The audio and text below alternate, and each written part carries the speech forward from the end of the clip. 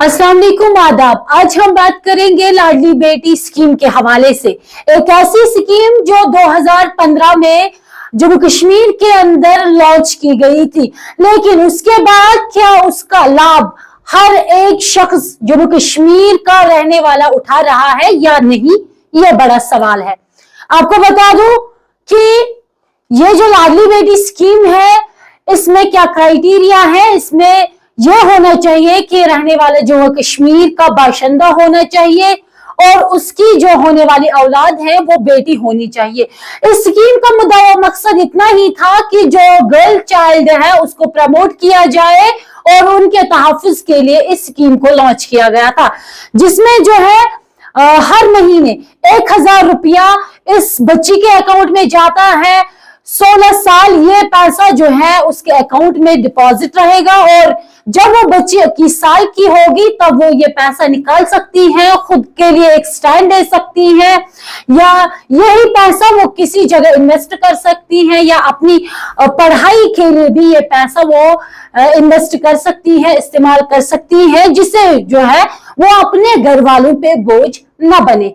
लेकिन आप में से कितने लोग ये जानते हैं कि जम्मू कश्मीर में कई ऐसे सारे अजला है जहां पे ये स्कीम अभी तक लॉन्च नहीं हुई है, जबकि ये जम्मू कश्मीर में लॉन्च होने वाली स्कीम है। इसका फायदा हर एक नागरिक को होना चाहिए जो इस क्राइटेरिया में फॉल होता है, जिनकी आमदनी 75,000 से कम है, क्योंकि इसमें पहले ही ये कहा गया है कि जिनकी आमदनी 75,000 से कम हो वो इस कैटेगरी में आएंगे। लेकिन आज भी जम्मू कश्मीर के अंदर कई सारे ऐसे अजला है जिनमें यह स्कीम लॉन्च नहीं की गई है।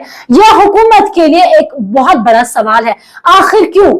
अगर वहां से रहने वाले लोग भी डिजर्व करते हैं कि वो इस स्कीम का लाभ उठाए, क्यों नहीं मिल रहा है उनको? क्यों नहीं की गई है वहां पे ये स्कीम लॉन्च?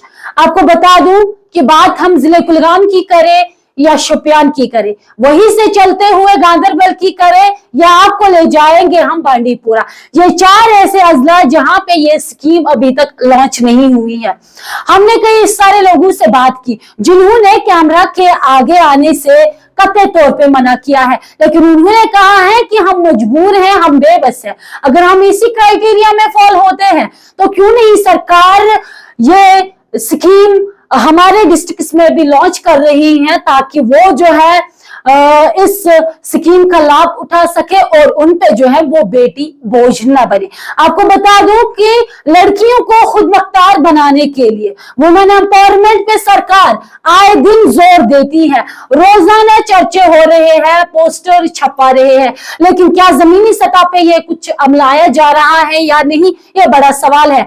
इस समय जो है मुद्दा ये है कि अगर जम्मू कश्मीर के अंदर ये स्कीम लॉन्च की गई है 2015 में, तो तब से लेके आज तक क्यों नहीं इन डिस्ट्रिक्ट्स में ये लॉन्च की गई है? आखिर सरकार चाहती क्या है? सरकार को करना क्या है? बहुत सारे सवाल उठ रहे हैं। हमने भी लोगों से बात की और उन्होंने कहा कि हम भी डिजर्विंग कैंडिडेट्स हैं, हम भी डिजर्व करते हैं, लेकिन हमें नहीं मिल रहा है।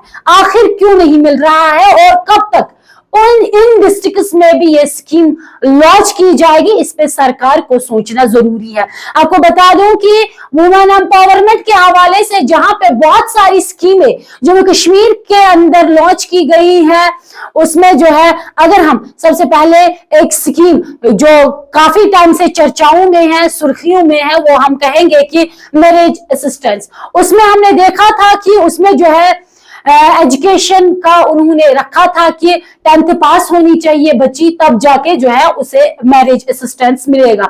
लेकिन जो एजुकेशन एंड हेल्थ मिनिस्टर या हम कैबिनेट मिनिस्टर कहे सकीना इतू की बात करें, उन्होंने कहा कि शादी करने के लिए ये जरूरी नहीं है कि लड़की पढ़ी लिखी हो, लड़की की उम्र होनी चाहिए, वो बालिग होनी चाहिए, उसको जो है इस मैरिज असिस्टेंस स्कीम का फायदा भी। उन्होंने चाहा तो ये मुमकिन हो सका कि उसमें जो है एजुकेशन, जो उसमें क्वालिफिकेशन रखी गई थी, वो उसमें से निकाल के अब हर एक उस कैटेगरी में फॉल होने वाली लड़की इस स्कीम का लाभ उठा रही है।